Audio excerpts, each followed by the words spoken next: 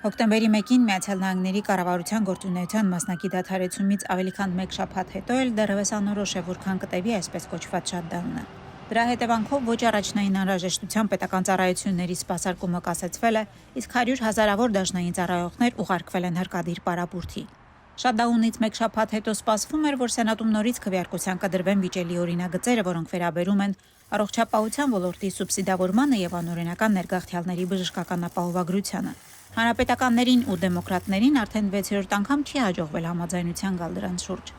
Այս ֆոնին նախագահ Թրամփն էլ ավելի մեծացրեց պետական ծառայողների մտահոգությունը, հայտարարելով, որ պարապուրդից հետո հնարավոր է ոչ բոլոր աշխատակիցները փոխհատուցում ստանան։ Նահանգային կառավարման օղակներում շատդաունի տևողության վերաբերյալ իրարամերժ կանխատեսումների հետ միասին հաշվարկում են դրա հնարավոր երկարաձգման տնտեսական հետևանքները նահանգային ծրագրերի ֆինանսավորման վրա։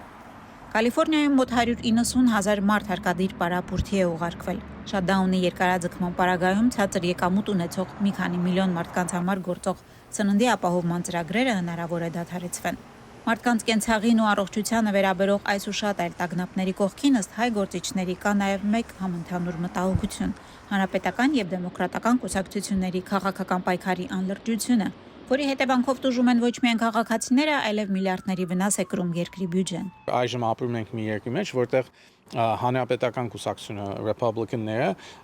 ամեն պալատը կարողացել են ղեկավարել, բայց ինչ պետք է սենատում, որ բյուջեն արդեն անցնի եւ ընդունվի, մի քանի դեմոկրատ մի շարք գոնե 6-ը քվե պետք է որ կարողանան անցկացնել։ Իսկ դեմոկրատները, որ արդեն զգում են թույլ են հարված մեծ ստացան նախագահական ընտրությունները պարտվելով,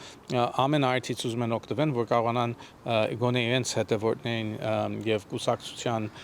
կողմ քվեարկողներին ցույց տան, որ գոնե մի բան անում են Դոնալդ Թրամփի դեմ։ Երկու կուսակցությունները կռվում են իրար դեմ միշտ եւ դա որոշ ժամանակ մանկապարտեզական հարցերի շուրջ են կռվում, բայց հիմա այս տարի բյուջեն, որ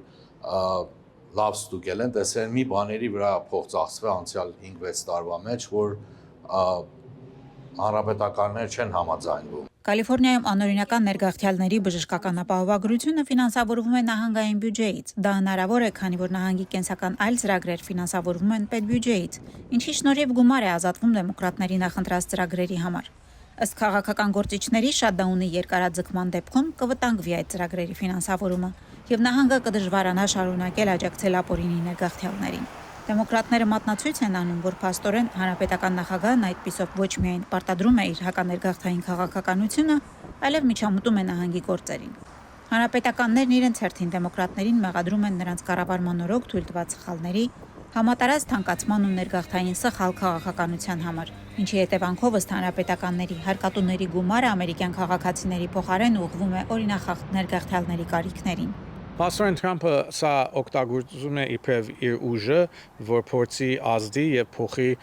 ներքին քաղաքականությունը այն նահանգներին, որ իրեն հակառակ են։ Կալիֆոռնիան իբրև կուսակցություն դեմոկրատական ամրոց է եւ դա կարծեմ շատ սուրբ հուշ է Թրամփի կոշիկի մեջ։ Այդ նահանգները, որ տասնյակ տարիներ դեմոկրատներն են իշխել, մեկը Կալիֆոռնիան, ամենաբարձր թաքսեր ունեն, ամենաշատ հոմլես ունենք, անվտանգությունը շատ լավ վիճակի մեջ չի, տների գները այսքան բարձր է, թանկությունը, մեր գասոլինը, որ այստեղ